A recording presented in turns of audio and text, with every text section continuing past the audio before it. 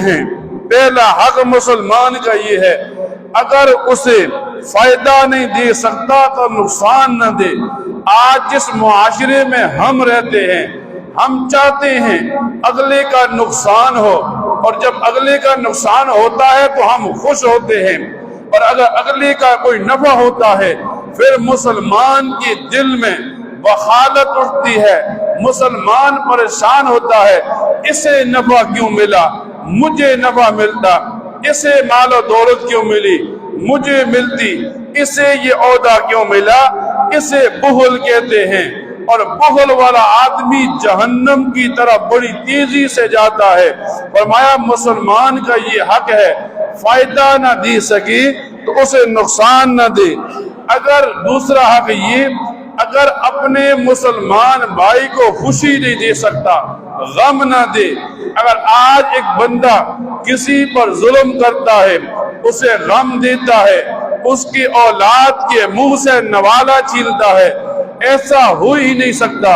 یہ دنیا تو دار العمل ہے، ایک وقت آتا ہے پھر یہ نوالا چھیننے والا، یہ ظلم اور غم دینے والا آدمی کل اس کی اولاد دنیا کے سامنے عبرت کا نشان بن جاتی ہے۔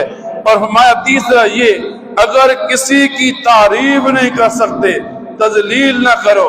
ایک آدمی مہینے کے بعد مسجد کی طرف آیا، اس کی تعریف کرو۔ مسلمان ہیں، مسلمان ہونے کے ناطے اللہ نے فریضہ نماز کا دیا ہے۔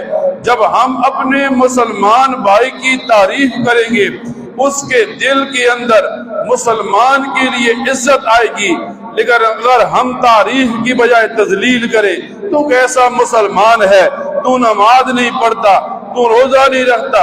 جب ہم تذلیل پر، تنقید پر اتر آ جائیں گے، پھر مسلمان کے دل میں دوسرے مسلمان کی عزت نہیں آئے گی، بلکہ مسلمان سے نفرت ہوتی چلی جائے گی۔